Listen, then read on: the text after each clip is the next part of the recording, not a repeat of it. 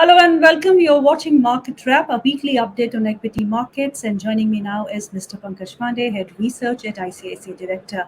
We are going to talk about the trend and outlook for markets in coming week. Very good afternoon, Pankaj, and thank you so much for taking our time. Hi, good afternoon, Geet. Pankaj, recovery continues in the markets. We have Nifty holding above 18,300 for most of the time, Sensex above 62,000. Auto, private banks did well, realty did well. A bit of outperformance from all these three sectors over broader indices. PSU banks got a hit, metals got a hit, but overall, the markets still are on a recovery path, and they continue to be so with good support from FIIs. We are in the last leg of earnings now, Pankaj. How do you see markets panning out from here? Like you highlighted, Geetu, we continue to sort of outperform global markets. We've seen Nifty, mid cap, small cap, all gaining 1%. The global markets are still soft. I think Nasdaq is only up about 1%, largely because of better tech results and slightly lower or milder inflation. Metal continues to sort of struggle largely because you are really not seeing that kind of a bounce post-COVID in most of the Chinese indicators, and which Okay. is why metals are sort of not doing much. We've seen copper and aluminum correcting by 5% each this week. Mid cap is just 2% below its lifetime high. So that is another segment which is looking forward. I think with the kind of rally what we have seen, markets in a slightly overbought kind of a situation. So which is why we feel that probably it should consolidate at current levels of say 18,000 to 18,500 kind of a levels. And Okay. like you highlighted, we've seen a good amount of FII inflows coming for 18,000 odd crores in the month of May. So that's a sort of a positive indicator. And I think if the FI inflows sort of continue for next week, then our sense is that probably new high could be on the card. But prior to that, our sense is that there could be a bit of a consolidation which could pan out. So from that perspective, most of the earnings are largely sort of come in. So earnings season is also sort of thinning out. Mhm. And I think domestic inflation is what one needs to sort of watch out for. Otherwise, domestically, we continue to be placed very well. I Okay. think globally things are still sort of challenging as of now. लेकिन global front से एक खबर जो निकल के आई थी पंकज इस हफ्ते वो ये थी कि इट इज़ एक्सपेक्टेड कि सितंबर के बाद इंटरेस्ट रेट रिवर्सल हमको देखने को मिले, इंटरेस्ट रेट में कटौती देखने को मिले फेड की तरफ से। कितनी संभावनाएं इसकी है? देखिए जो मार्केट प्राइसिंग कर रहा है ऐसी फेड का फंड रेट करीब 5 to 5 क्वार्टर है एंड मार्केट जो प्राइसिंग कर रहा है वो करीब 4.25 का इंटरेस्ट रेट कर रहा है तो करीब 100 बिप्स का एक एक्सपेक्टेशन है कि ईयर एंड तक इंटरेस्ट रेट लोअर होंगे। ओके। अभी तक इन्फ्लेशन में उतना मीनिंगफुल स्लो डाउन है नहीं और जॉब डेटा अभी भी स्ट्रांग है। प्लस बैंकिंग क्राइसिस अभी भी वहां पे so banks are still sort of fragile so वो सबको देखते हुए लगता है कि things are still challenging but at least we have seen historically that Fed बहुत ज्यादा हायर इंटरेस्ट रेट को पकड़ के रख नहीं पाता है तो इवन हमें भी लगता है कि towards from September onwards ideally we should see for और we should see some rate cuts. उसका क्वांटम कितना होगा that is still a sort of a big guess at this point time. Market is pencilling in about 100 bips. Pankaj, जैसे कि आपने कहा कि economic recovery को लेके अभी भी सवाल बना हुआ है। क्रूड ऑयल के दाम we are seeing consolidating around the current levels of between 75 and 80। For natural gas yes the prices have come down. जो नेचुरल गैस के दाम अभी घटे हैं उसका इम्पैक्ट आपको गैस से जुड़ी कंपनियों पे कैसे आता दिखता है? जब ये यूक्रेन का क्राइसिस हुआ था तो पूरे क्रूड ऑयल के दाम और गैस प्राइसेस के दाम काफी चले गए थे। इनफैक्ट गैस के प्राइसेस ग्लोबली $45 पर MMBTU तक चले गए थे जी। एंड जो अभी करेक्शन है वो करीब 10 से $11 MMBTU पे आ चुके हैं तो काफी लंबा चौड़ा हमने करेक्शन देखा है। डोमेस्टिकली भी जो गैस प्राइसेस है वो करीब $2 से कम हुई है जिसका करीब इम्पैक्ट 6 से 8 रुपए पर केजी होता है अगर आप सीएनजी के प्राइसेस में देखें तो वो तो I think largely pass on हो चुका है। बट जो स्पॉट पे खरीदते हैं और उसका इम्पैक्ट कहीं ना कहीं अभी कंपनी के नंबरों में आना चालू हुआ है ओके। एंड जैसे कि अगर आप देखेंगे गैस में 3 मेजर कंपनी है जो देखने वाली है जिसमें आईजीएल है एमजीएल है। तो आईजीएल दिल्ली रीजन में ऑपरेट करता है ओवरऑल इनका जो डोमेस्टिक सोर्सिंग है काफी अच्छा होता है, तो इनका जो स्पॉट का बाइंग होता है या इंडस्ट्रियल सेगमेंट होता है उतना ज्यादा नहीं होता है, तो ये उतने इम्पैक्टेड नहीं थे। हालांकि सारे सेगमेंट इम्पैक्टेड थे, उनके वॉल्यूम्स कम हो गए थे, मार्जिन इम्पैक्ट हो गए थे। आई थिंक जो सबसे बड़ा इम्पैक्ट हमने देखा है वो गुजरात गैस में देखा था, because Gujarat gas largely industrial CNG और पीएनजी सप्लाई करता है। वहां पे इसका वॉल्यूम जो 11 MMSCMD के आसपास में होता था वो गिर के करीब 7 हो गया था, बिकॉज जो मॉर्बी में आपके टाइल मैन्युफैक्चरर्स थे उन्होंने एलएनजी में स्विच ओवर कर लिया था। एलएनजी उनको चीपर पड़ रही थी। जैसे ये दाम अभी करेक्ट होना चालू है, तो अभी हमने गुजरात गैस के नंबर्स में देखा है कि उनके जो वॉल्यूम रिकवरी है वो अच्छी हो गई है, और आगे जाके भी लगता है कि क्योंकि गैस के प्राइसेस सॉफ्ट रहेंगे तो ओवरऑल वॉल्यूम रिकवरी जो होगी वो गुजरात गैस के लिए भी अच्छी होगी। तो overall in general for industry volume growth का रिकवरी होगा, प्लस मार्जिन प्रोफाइल बेटर हो सकती है। एंड हमें लगता है कि हालांकि आईजीएल चल गया है, बट आईजीएल में करीब 12% का अपसाइड लगता है। एमजीएल अभी भी हमें अच्छा लगता है, जहाँ पे हमारा टारगेट प्राइस 1300 है, एंड सबसे बड़ा जो प्लेयर होगा वो गुजरात गैस है, जहाँ पे हमारा टारगेट प्राइस 570 है। यहाँ पे इसका जो एक्सपोजर है इंडस्ट्रियल साइड में करीब 65 to 70% ऑफ द बिजनेस, तो सबसे बड़ा जो डेल्टा होगा वो गुजरात गैस में निकल के आना चाहिए। तो ओवरऑल गैस के प्राइसेस गिरना गैस कंपनियों के लिए सबसे अच्छी खबर है। जी, एशियन पेंट्स के नंबर्स देख के आपको कैसा लगा Pankaj? Because we saw strong volume growth of double digit for the FY23, and जो मैनेजमेंट की कमेंट्री है उसमें यही स्पष्ट रूप से साफ निकल के ये आ रहा है कि अगला साल भी वो ऐसा ही कुछ देख रहे हैं। आपकी क्या उम्मीदें हैं? नतीजों के बाद आप एशियन पेंट्स पे क्या कर रहे हैं? सो देखिए, एशियन पेंट्स में इवन कंसाई नोरेलक के भी नंबर आए थे। वॉल्यूम ग्रोथ दोनों प्लेयर्स की काफी स्ट्रॉन्ग है, तो 12 से 16% की वॉल्यूम ग्रोथ रही है, 16% एशियन पेंट्स की रही है। एंड लार्जली बिकॉज वो ऑलराउंडेड परफॉर्मेंस देख रहे हैं, प्लस उनके कुछ प्रोडक्ट लॉन्चेस थे इंडस्ट्रियल साइड, स्पेशली ऑटो की वजह से डिमांड बढ़ रही थी, तो वॉल्यूम ग्रोथ काफी अच्छी रही है। क्योंकि टाइटेनियम डाइऑक्साइड के प्राइसेस करीब 20-22% डाउन है, 300 रुपए किलो के आसपास में, तो जो रॉ मटेरियल का बेनिफिट है उसकी वजह से जो एबिटा मार्जिन जो है वो करीब 300 से 400 बिप्स या 425 बिप्स दोनों कंपनियों का बढ़ा है। नाउ ओवरऑल जो कंपनीज गाइड कर रही हैं 12 से 13% का वॉल्यूम ग्रोथ गाइड कर रहे हैं, जो कि काफी अच्छी ग्रोथ है। कंसर्न यहाँ पे आता है कि जो इंडस्ट्री में नए प्लेयर है, अगर आप उनकी कैपेसिटी एडिशन को लेके देखते हैं तो आपकी जो कैपेसिटी बढ़ने वाली है वो करीब 16% है, जबकि डिमांड आपकी 12-13% से बढ़ेगी। तो उसका इम्पैक्ट कहीं ना कहीं मार्जिन में दिखेगा, जिसकी वजह से एशियन पेंट्स ने भी 18 से 20% का ही मार्जिन गाइड किया, जबकि उनके मार्जिन जो है वो 21% थे। तो ओवरऑल कंपनीज भी थोड़े कॉशियस है, एंड हमें भी लगता है कि अगर कंपटीशन ज्यादा होगा तो काफी चांसेस है कि प्राइस पे नए प्लेयर्स compete करेंगे, एंड उसकी वजह से मार्जिन प्रेशर में रहेगा। एंड एशियन पेंट्स काफी रिलेटिवली पी मल्टीपल पे एक्सपेंसिव ट्रेड करता है, तो हालांकि हमें लगता है कि थोड़ा अपसाइड है, बट बाय जैसा हमें नहीं लगता। एंड कंसाई नेरोलैक के बारे में भी ऐसे ही विचार है, क्योंकि कंसाई नेरोलैक हालांकि उसका 50% वॉल्यूम जो होता है वो इंडस्ट्रियल साइड या स्पेशली ऑटो साइड से आता है, वहां पे वॉल्यूम ग्रोथ अच्छी है, बट मार्जिन प्रेशर अभी भी रहने वाला है, बिकॉज दोनों कंपनियों ने गाइड किया है कि उनके मार्जिन जो है पीक मार्जिन से 200-300 बिप्स कम रहने वाले हैं।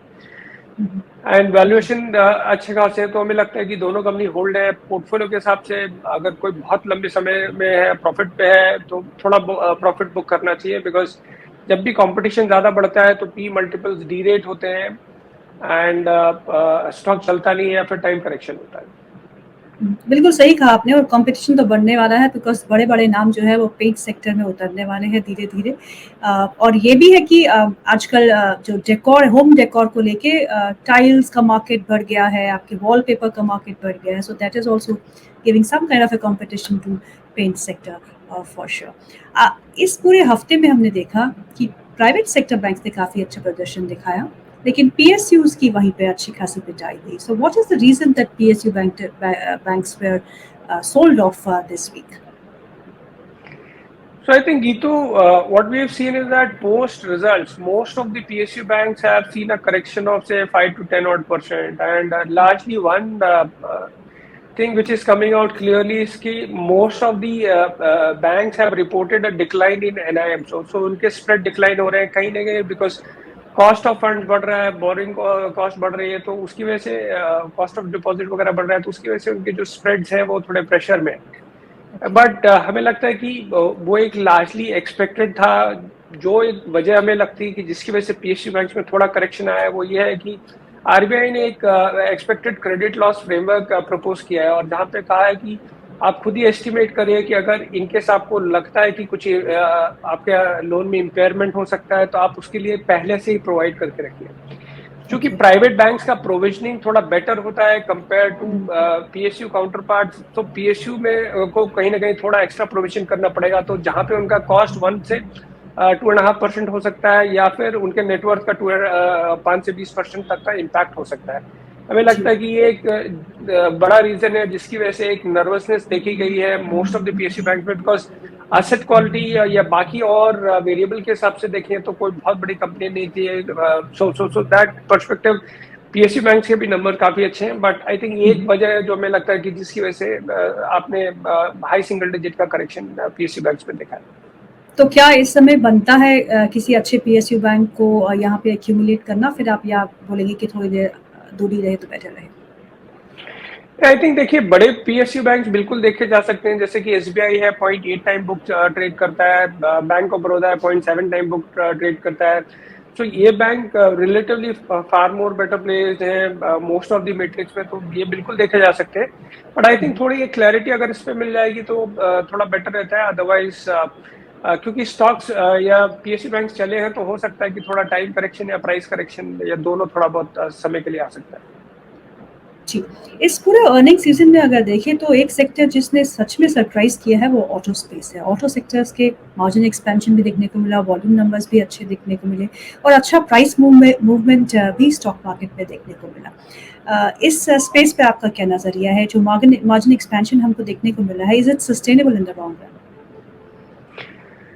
So yes, Gitu, when you sort of look at the entire auto ancillary and auto OEM, margin expansion is the consistent theme which is sort of panned out this particular quarter. मतलब अगर आप auto OEMs की बात करें तो उनका margin expansion करीब 125 बिप्स रहा है, जो एंसिलरी है उनका मार्जिन एक्सपेंशन 100 बिप्स है। तो ये एक जनरल एक्सपेंशन सभी कंपनियों में देखा गया है। अभी जैसे इसका हफ्ते जो कंपनियों का नतीजा है उसमें अगर आप आइशर मोटर के नंबर देखें तो आइशर मोटर का एक जो सबसे बड़ा ये पॉजिटिव इम्पैक्ट लगा कि 7% या 8% सीक्वेंशियल जंप था उनके एवरेज सेलिंग प्राइसेस में, लार्जली बिकॉज की हायर जो प्राइस मॉडल है उसकी डिमांड बेटर है। एंड दूसरा ये कि कंपनी का जो कमर्शियल व्हीकल सेगमेंट है विच इज बीईसीवी, वहां पे मार्जिन 10% आया, जो कि काफी समय के बाद में हमें लगता है कि बहुत ही अच्छा मार्जिन है। जनरली सीवी में इतने अच्छे मार्जिन आते नहीं, तो ये मार्जिन प्रोफाइल काफी अच्छी लगी। देन कंपनी थोड़ा 1000 करोड़ का कैपेक्स का बात कर रहा है ऑन दी ईवी साइड, तो एक पॉजिटिव है। एस्कॉर्ट्स के भी नंबर में देखेंगे तो हालांकि कंपनी ने पहले गाइड किया था कि मार्जिन एक्सपेंशन नहीं होगा, बट उधर भी 300 बिप्स का मार्जिन एक्सपेंशन हुआ। इनफैक्ट अगले साल में भी they are talking about good margin expansion. हालांकि टॉप लाइन ग्रोथ ज्यादा नहीं होगी, बट मार्जिन एक्सपेंशन बिल्कुल देखा गया। अपोलो टायर में जैसे आपने most of the tyre company में देखा है, अपोलो टायर में भी 470 बिप्स का मार्जिन एक्सपेंशन है। तो आई थिंक ऑटो में अक्रॉस मार्जिन एक्सपेंशन आ रहा है, बिकॉज आप अगर इनपुट प्राइसेस देखें, चाहे वो स्टील हो, चाहे वो कोई भी मेटल हो या फिर प्लास्टिक्स हो, so all of them are down, and which is helping them to sort of deliver better margins, and plus जो ASPs है वो सभी का पॉजिटिव सरप्राइज आ रहा है। तो कहीं ना कहीं अर्बन साइड में people are willing to pay slightly higher amount for better models. So वो एक कंसिस्टेंट थीम निकल के आ रहा है, जिसकी वजह से हमने सभी कंपनीज में अच्छा मार्जिन एक्सपेंशन देखा है। जी, तो ऐसे में कौन सा आपका फेवरेट पिक रहेगा ऑटो स्पेस में? देखिए, सबसे बड़ा तो मारुति है, थोड़ा मूवमेंट जरूर आया है, and company doubling of capacity का बात कर रहा है, तो करीब 40 लाख का कैपेसिटी का बात कर रहे हैं, तो मारुति है। Then I think CV players बिल्कुल लगते हैं, बिकॉज अगर सीवी के मार्जिन सभी के अच्छा आते हैं तो हमें लगता है कि आपके बिसाइड्स आइशर मोटर, अशोक लेलैंड भी हमें अच्छा लगता है, जहाँ पे हमारा टारगेट प्राइस 185 है। एंड एंसिलरी में आई थिंक महिंद्रा सीआई है, मयूर यूनिकोटर्स है, रामकृष्ण फोर्जिंग है, तो ये तीनों कंपनी हमें अच्छी लगती है। एक और स्पेस जहाँ पे हमको कुछ बिट ऑफ ट्रैक्शन हमको देखने को मिल रहा है वो है शुगर स्पेस। शुगर में क्योंकि अंतर्राष्ट्रीय बाजार में भी शुगर के दाम जो है वो ऊपर फर्म अप हुए हैं, ऊपर की तरफ भाग रहे हैं, और जो शुगर की रिकवरी है और हायर एथेनॉल वॉल्यूम्स की बात कर रहे हैं, तो वहाँ पे भी ethanol stories again coming up for the sugar space. क्या लगता है आपको शुगर स्पेस पे जो अंडर परफॉर्मेंस हमने देखी है पिछले 8 से 10 महीने में, वो समय आ गया है कि अब ये आउट परफॉर्म करेंगे and they will do better? So अगर आप नंबर के हिसाब से देखें तो जैसे धामपुर शुगर है, बलरामपुर चीनी, इनके काफी अच्छे स्ट्रॉन्ग अर्निंग नंबर आए हैं। जो शुगर की रिकवरी है वो वहां पे थोड़े हमें मिक्स ट्रेंड मिल रहे हैं। तो जो ग्रॉस रिकवरी है शायद दालमिया भारत या बलरामपुर चीनी इनकी बेटर है कंपेयर टू लास्ट ईयर। जब आपकी रिकवरी बेटर होती है तो आपकी कॉस्ट ऑफ प्रोडक्शन लोअर होती है। एंड अगर शुगर प्राइसेस चलते हैं जैसे कि 2 से 3 रुपए शुगर प्राइसेस ऊपर है तो आपके जो मार्जिन होते हैं शुगर बिजनेस में वो बेटर हो जाते हैं। तो ये specially UP based sugar companies के लिए प्ले आउट होगा। प्लस जो इथेनॉल की कैपेसिटी काफी प्लेयर्स ने इंक्रीज किया है तो उसका एक बेनिफिट कहीं ना कहीं अगले साल आपको बेटर इथेनॉल सेल्स वॉल्यूम में मिलने वाला है। हमें लगता है कि आपका Dhampur sugar and Dalmia Bharat sugar relatively better place है बिकॉज इनके कॉस्ट ऑफ प्रोडक्शन है, इनका रिकवरी रेट बेटर है। बलरामपुर चीनी का ओवरऑल चीजें अच्छी है बट ये थोड़ा प्रीमियम पे ट्रेड करता है। तो बाकी सब सिंगल डिजिट पी मल्टीपल में ट्रेड करते हैं, बलरामपुर चीनी 12-13 के मल्टीपल पे ट्रेड करता है। हालांकि वो भी हमें लगता है कि अच्छा करेगा but relatively we find Dhampur and Dalmia Bharat to be better. But sugar as a space में चूंकि ओवरऑल सिनेरियो यही लग रहा है कि प्राइसेस ऊपर रहने वाली है, ब्लेंडिंग इथेनॉल ब्लेंडिंग आपकी इंटैक्ट रहने वाली, इनफैक्ट बढ़ेगी। तो ओवरऑल स्पेस हमें लगता है प्राइस परफॉर्मेंस अच्छा देना चाहिए। आई थिंक एक और वेरिएबल आगे जाके देखना पड़ेगा कि अगले साल का जब नवंबर से जब अगली बार क्रशिंग सीजन चालू होगा तो वो कैसे पैन आउट होता है। But I think next 6 to 9 months चीजें अच्छी लग रही हैं शुगर एज अ स्पेस के लिए। जी, फार्मा कंपनीज के भी नतीजे आए, नतीजे मिक्स्ड रहे, कुछ के अच्छे कुछ के बुरे। Lupin posted good numbers. आप फार्मा स्पेस में आपको क्या लगता है, थोड़ा बहुत जो हमको यूएस मार्केट से प्रेशर, प्राइसिंग प्रेशर देखने को मिल रहा था वो ईज आउट हो रहा है धीरे धीरे? फार्मा में अभी भी सिचुएशन थोड़ी कॉम्प्लिकेटेड है। तो अगर आप हालांकि देखेंगे यूएस के जो सेल्स है करीब जो अब तक की कंपनीज आए हैं नतीजा है करीब 12% है which is a healthy number. But उसमें भी काफी स्टार कॉन्ट्रास्ट मिलता है। तो फॉर एग्जांपल डॉक्टर रेड्डी के जो यूएस सेल्स है करीब 27% से ग्रो की है बिकॉज उन्होंने एक कॉम्प्लेक्स प्रोडक्ट लॉन्च किया था प्लस कुछ इंजेक्टेबल्स लॉन्च किए तो उसकी वजह से इनकी ग्रोथ बेटर है। बट सिमिलरली आप एलेम्बिक फार्मा के देखते हैं तो एलेम्बिक फार्मा का वाई जो यूएस बिजनेस का डिक्लाइन है करीब 36% था। क्वार्टर ऑन क्वार्टर भी बिजनेस डिक्लाइन हुआ करीब 18% क्योंकि ये कंपनी लार्जली ओरल सॉलिड्स में ऑपरेट करती है। तो ओरल सॉलिड्स में अभी भी high single digit to low double digit kind of a price decline चल रहा है। जो इंजेक्टेबल्स या कुछ कॉम्प्लेक्स जेनरिक प्रोडक्ट वाले हैं वो रिलेटिवली बेटर कर रहे हैं। तो थोड़ा I think people need to sort of play according to the business model. So for example जो कंपनीज ओरल सॉलिड्स में हमने देखा है कि उनकी मार्जिन प्रोफाइल भी थोड़ी कम रहती है, 15 से 18% रहती है। उनका जो रोस होता है वो 10 से 12% होता है, जबकि जो कॉम्प्लेक्स प्रोडक्ट में रहते हैं उनका रोस प्रोफाइल और उनका मार्जिन प्रोफाइल दोनों ही बेटर होता है। डॉक्टर रेड्डी हमें लगता है कि पोस्ट करेक्शन अच्छा लगता है बिकॉज कंपनी ने एक गाइडेंस दिया हुआ है कि वो 25% एबिटा मार्जिन और 25% रोस अचीव करना चाहते हैं बाय 2027 बिकॉज ये कंपनी कॉम्प्लेक्स प्रोडक्ट में भी है और काफी सारे इनके लॉन्चेस हैं यूएस में। तो कहीं ना कहीं हमें हेल्प लगता है कि इस कंपनी को उधर से हेल्प मिलेगी। प्लस डोमेस्टिक पोर्टफोलियो भी ये बड़ा करने में लगे हुए थे और डोमेस्टिक पोर्टफोलियो में उतनी वॉलेटिलिटी दिखती नहीं। एक स्टॉक जो सबका पसंदीदा स्टॉक है लार्सन एंड टुब्रो, एलएनटी, नतीजे ठीक ठाक ही रहे। I mean may be the expectations were much more than what they came out with, but order book strengths हम सबको मालूम है और सब हम उसकी तारीफ करते रहते हैं, L&T is the best best company fundamentally. But why is it so कि Q3 Q4 नंबर्स के बाद उनकी काफी पिटाई हुई, ऐसा क्यों?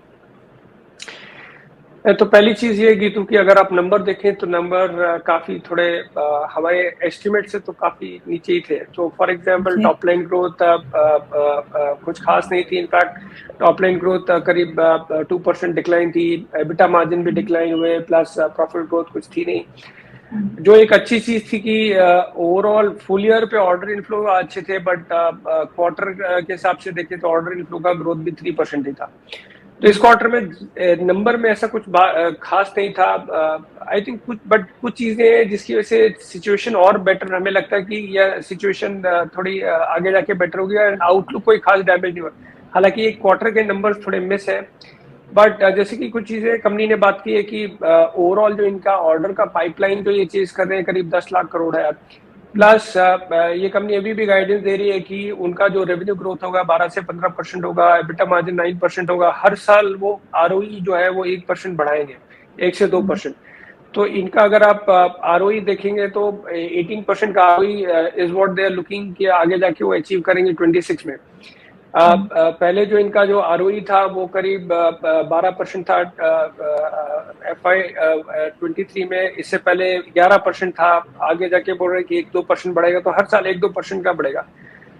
एंड वर्किंग कैपिटल भी हमें लगता है कि जो पहले स्ट्रेच हो गया था वो कंट्रोल्ड है, फ्री कैश फ्लो जनरेट कर रहे हैं, तो वो उसके हिसाब से अच्छा करेगा। एक और चीज जो टिपिकली मिस हो जाती है कि जो आईटी एज अ सेगमेंट है, करीब यहाँ पे 40-45% जो वैल्यू है एलईडी में आईटी बिजनेस की रिसाइड करती है, तो इसको आप सम ऑफ द पार्ट्स पे वैल्यू कर दें। तो आईटी हमें लगता है कि सेकंड हाफ में जैसे सितंबर ऑनवर्ड्स आपको थोड़ा रेट कट होगा, यूएस इकोनॉमी में थोड़ा एक रिलीफ साइन आएगा, तो आईटी बिजनेस अच्छा करेगा, प्राइसेस थोड़े अप्रिशिएट हो सकते हैं, एंड उसका बेनिफिट है जो एलएनटी को मिलेगा, because some of the parts में कहीं ना कहीं वो एक रिफ्लेक्शन आएगा। सो ये अभी भी बेटर प्लेस है for recovery in IT, plus capex के लिए सबसे बेस्ट है, बिकॉज आई थिंक कोई भी ऐसा बिजनेस सेगमेंट नहीं है जहाँ पे ये ऑपरेट नहीं करते हो। तो हालांकि नंबर मिस है, बट हमें लगता है कि अभी भी बाय है, तो जहाँ पे हमारा टारगेट प्राइस है 2650। जी, चलिए अब बात करते हैं हिडन जेम की। आज कौन सा स्टॉक लेके आए हैं? सो जैसे मैंने हाईलाइट किया कि गैस प्राइसेस ग्लोबली काफी करेक्ट हो गए हैं, सो इंडियन जो भी गैस कंपनीज थी उनकी समस्याएं काफी कम हो गई, तो उसमें एक गुजरात गैस कंपनी निकल के आती है जहां पे हमारा टारगेट प्राइस 570 है, 18% अपसाइड है। हमें लगता है कि यह company should benefit from the decline in the gas prices. ना अभी जो स्पॉट प्राइसेस हैं जैसे मैंने बताया वो $10-11 हो गए, पहले 45 तक चले गए थे, एंड थोड़ा बहुत जो प्राइसेस प्रीवियस में डिक्लाइन हुआ था तो कंपनी ने प्राइसेस पास ऑन किए थे, एंड उसकी वजह से इनका जो वॉल्यूम रिकवरी है वो अच्छा हुआ है। सी डिसेंट टाइम में Q2 ऑफ से FY 22 20 Q2 Q3 वगैरह में जो इनका वॉल्यूम हुआ करता था गैस का करीब 11 MMSCMD होता था, एंड जिसमें इंडस्ट्रियल जो होता था करीब 8.5 से 8.7 होता था, जिसमें मोरबी की तरफ 7 के आसपास में आता। आई थिंक वो वॉल्यूम काफी श्रिंक हो गया था, बिकॉज पीएनजी जो भी मोरबी के टाइल मैन्युफैक्चरर्स है वो एलपीजी में शिफ्ट हो गए थे, क्योंकि एलपीजी उनको सस्ता पड़ रहा था। बट जिस हिसाब से कंपनी प्राइसेस घटा रही है, हमें लगता है कि ये वॉल्यूम्स थोड़े इसके रिकवर हो जाएंगे, और वैसे ही कंपनी गाइड कर रही है कि इनके जो वॉल्यूम्स हैं करीब 10 MMSCMD हो जाएंगे FY 24 में। तो हमें लगता है कि आपके वॉल्यूम रिकवरी जो, हालांकि हमने अभी भी कंजर्वेटिव ली है, तो हमें लगता है कि इसके वॉल्यूम जो है वो जल्दी नॉर्मलाइज होंगे, तो आपको एक single digit top line growth अच्छी से दिखेगी और 11% का करीब बॉटम लाइन ग्रोथ दिखेगा, एंड 18% है। प्लस गुजरात गवर्नमेंट ने थोड़ी डिविडेंड पॉलिसी लाई, तो इनका जो डिविडेंड पे आउट होगा वो भी बेटर होगा, तो उसके हिसाब से हमें लगता है कि जिस हिसाब से प्राइस परफॉर्मेंस नहीं हुआ है तो ये स्टॉक बेटर करना चाहिए। एंड गैस प्राइसेस हमें लगता है कि आगे जाके कोई बहुत बड़ा स्पाइक नहीं लगता है। आई थिंक हालांकि वॉर अभी भी चल रहा है, बट जो डिमांड सप्लाई है वो लार्जली सॉर्टेड ही लग रहा है। जी, तो इस हफ्ते का हिडन जेम है Gujarat gas for target of 570, upside of 18%। Pankaj, major triggers for next week and what will your strategy be like? तो जैसे कि मैंने निफ्टी में बताया कि ओवरऑल थोड़ी ओवरबॉट सिचुएशन है, तो निफ्टी अगर कंसोलिडेट करता है 18 से 18,500 की रेंज में तो काफी अच्छा रहेगा। अदरवाइज एक और ट्रेंड देखना पड़ेगा कि एफआईज अब तक काफी इन्फ्लो आए हैं, हमें लगता है कि वो लार्जली एमएससीआई को लेके रीबैलेंसिंग थोड़ी पहले ही या बाइंग पहले ही चालू हो जाती है। अगर ये इन्फ्लोज नेक्स्ट वीक भी सस्टेन रहते हैं तो हमें लगता है कि फिर मार्केट कंसोलिडेट नहीं करेगा, फिर नया हाई बना सकता है। Otherwise I think domestic inflation है जो कि वॉच आउट किया जाएगा, अनलेस कुछ बहुत नेगेटिव सरप्राइज होगा तो कोई बहुत बड़ी चिंता की बात नहीं होगी। और मॉनसून पे हो सकता है कि अपडेट आ जाए कि मॉनसून का प्रोग्रेस कैसे है, अल नीनो देख रहे हैं नहीं देख रहे हैं, कितना रेन डेफिशिएंसी हो सकता है, तो वो ही है। अदरवाइज आपके स्टॉक स्पेसिफिक मूव होते रहेंगे, बिकॉज कुछ बड़ी कंपनियों के नतीजे अभी भी बाकी हैं, JSW steel, SBI, so and then काफी सारे मिड कैप्स के नंबर और स्मॉल कैप्स के नंबर बाकी है, तो again you will see more of a stock specific moves. Thank you so much for your time, Pankaj. Thank you so much.